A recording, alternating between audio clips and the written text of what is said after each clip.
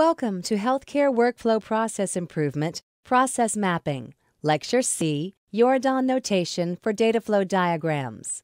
This lecture covers Jordan notation for Dataflow diagrams. The objectives for this lecture are: create context and Dataflow diagrams for a healthcare system or system component, using appropriate Jordan symbols and conventions.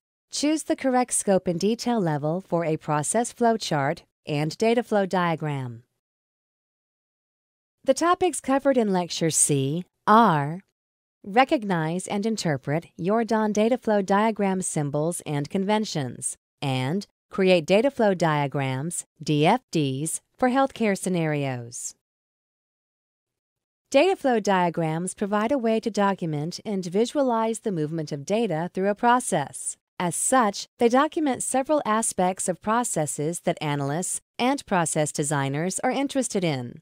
There are multiple notations for Dataflow diagrams, including ISO 5807 flowcharts, Jordan notation, and Gain-Sarson notation.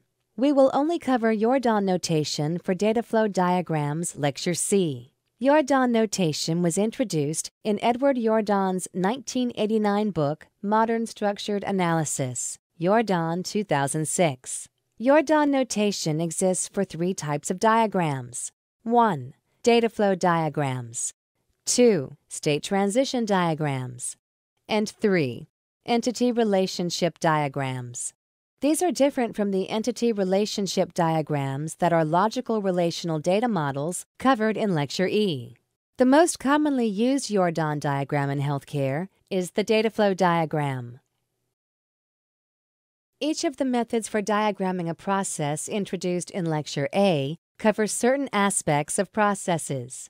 Recall that Jordan Dataflow diagrams, also known as DFDs, can represent the high-level context in which a process operates, i.e., interfaces between a system and the rest of the world.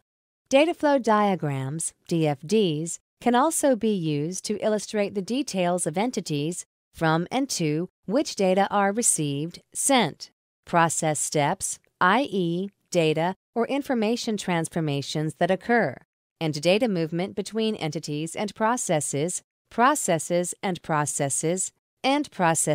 data stores.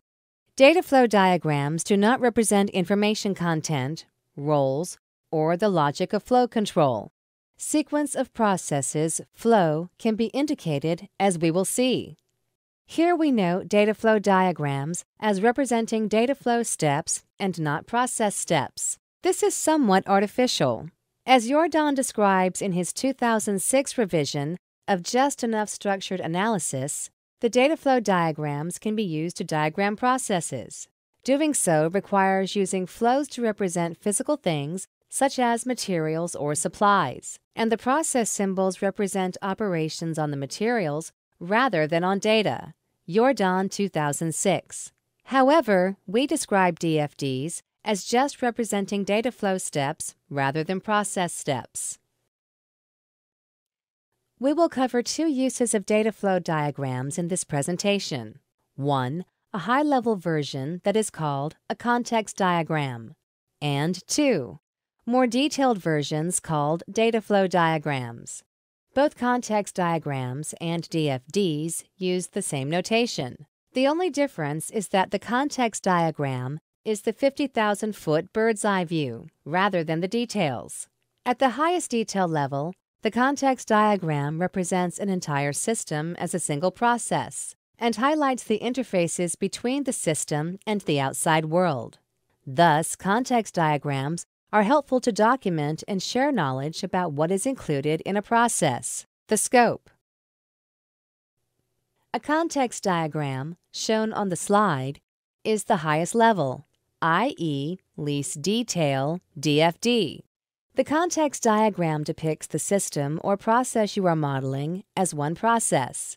Here, private practice patient care. Entities that interact with that process are shown here: patients, payers, pharmacies, etc., as are the data stores, the EMR, and an e-prescription data store, and the data flow between the entities, processes and data stores, Context diagrams are very helpful in making sure that our analysis is complete and that interactions with external entities are not forgotten.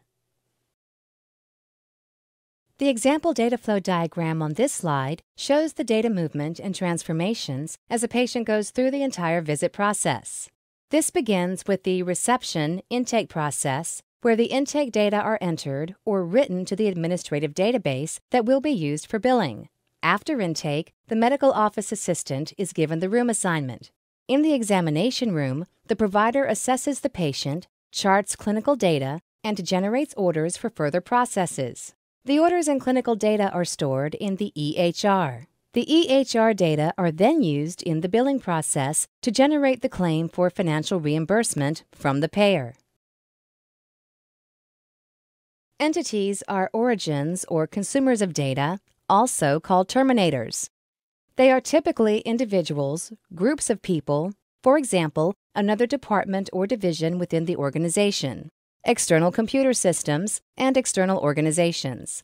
Entities are referred to as external entities because they are outside the process being analyzed, i.e., not changeable. For example, in the previous diagram, the patient is not part of the receptionist's intake process, but the patient's information is an input to the process. Processes are shown by circles or bubbles in the diagram. They represent the various individual functions or transformations that the system carries out. That is, actions or work performed on data that change them in some way, i.e., take inputs and creates different outputs. Input allergies and drug order, and output an allergic alert or drug-drug interaction alert. Flows are shown by curved directional arrows. They are the connections between the processes, system functions, and they represent the information moving between processes as input and/or the information they generate as output. Jordan refers to flows as data in motion. Jordan 2006. Data stores represent data at rest. Jordan 2006. They are shown by two parallel lines with a closed end and opposing open end. This is essentially a rectangle with one of the vertical lines missing.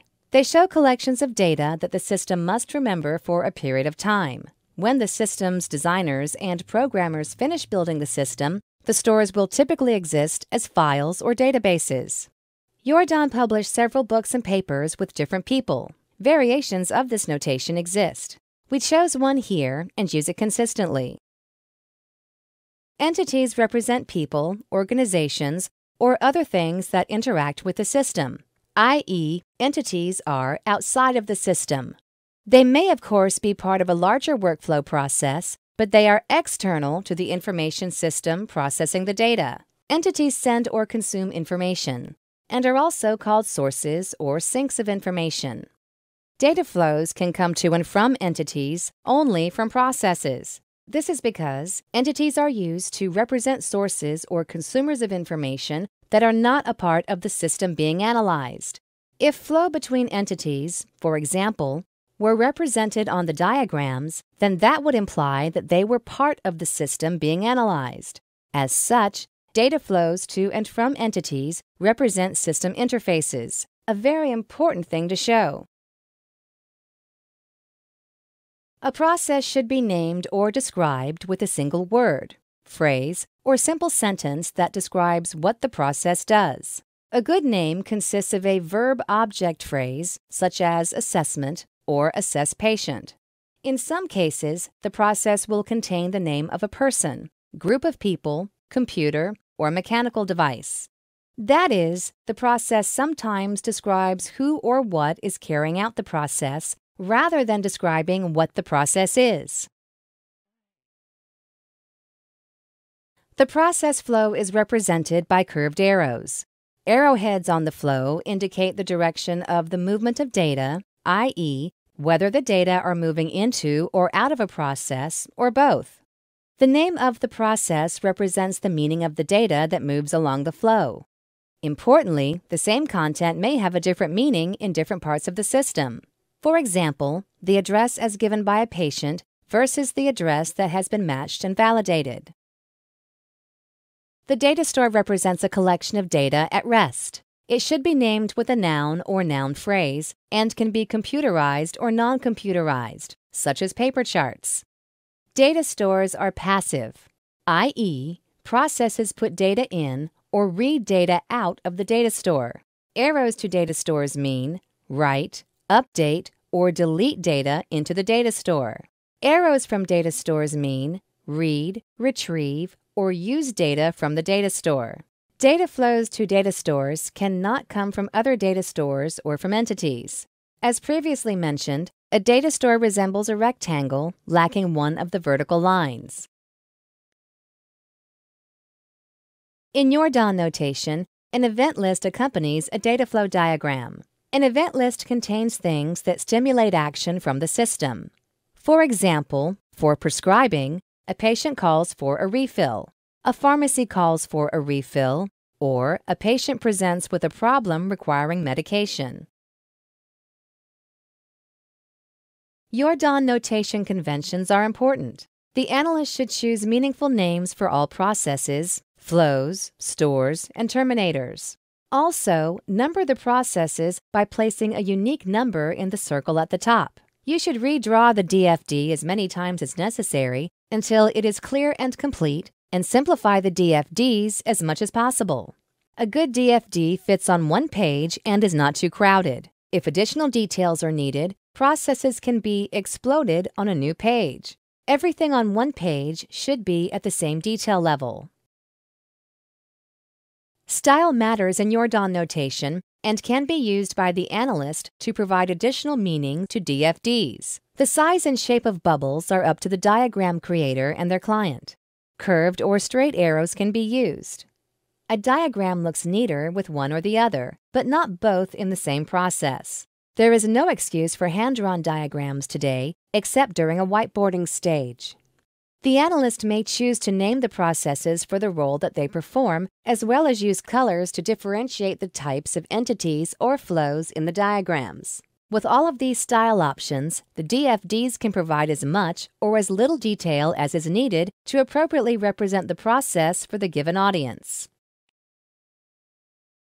Beware of the following potential flaws in your process diagrams.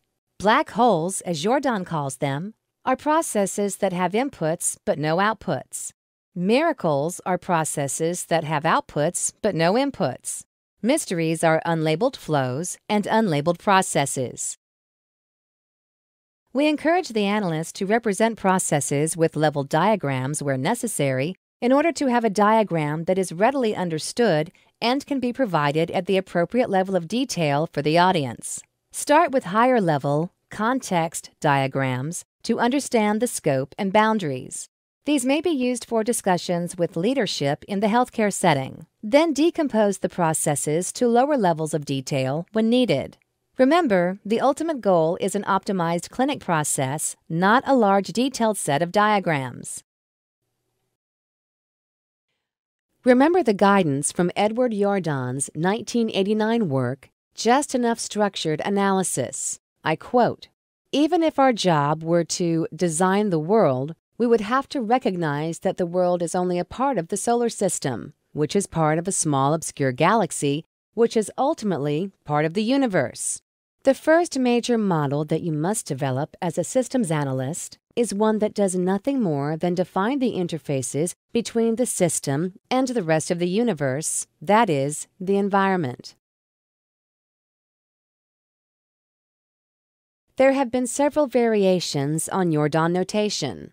Two of these are your DON code and your DON DeMarco. Your DON concepts and notation have been adapted to suit the needs of individual projects. Your DON notation for Dataflow diagrams has been adapted for healthcare process improvement by the Public Health Informatics Institute, PHII, in their recent Common Ground initiative, and by the Agency for Healthcare Research and Quality, AHRQ, funded initiatives. Your DON 2006. Your DON himself makes the point that the actual shape chosen is not important as long as the analyst uses the shape to consistently represent the same meaning. Your DON 2006. This DFD uses one shape and does not distinguish between process, entity, and data store. In your Don parlance, because it is high level, it would be called a context diagram, even though it takes a notational liberty in differentiating the types of flows. Importantly, the diagram met the need for software selection and process redesign in many public health departments. The moral is, take what is useful and do not carry extra baggage. Without looking at the next slide, draw a one-page DFD for a prescription refill process at a primary care provider based on the following scenario. Mrs. Jones takes Benacar 20 mg QD for blood pressure control. She has taken this medicine for 2 years with good results. She does not use the auto refill program at her local pharmacy. Today, she called her provider, who does not use e-prescribing, and asked if the prescription could be called into her pharmacy. This example prescription refill context diagram shows the process steps and people required to refill a prescription without using a pharmacy auto refill program or e-prescribing through the provider. Your Don notation is a set of symbols and conventions named for the person who developed it, Edward Yourdon. Yourdon notation has not been adopted as a standard. As such, there is no formal maintenance organization. Individuals use and adapt it to suit their needs. For an adaptation to still be a context diagram, it must show entities, processes, and interactions. This concludes Lecture C, Process Mapping, Yourdon Notation for Dataflow Diagrams. You should be able to explain 2 ways process diagrams are used as models, distinguish the physical steps from information flow in a healthcare process involving an EHR, and choose an appropriate process diagram to model given aspects of a process.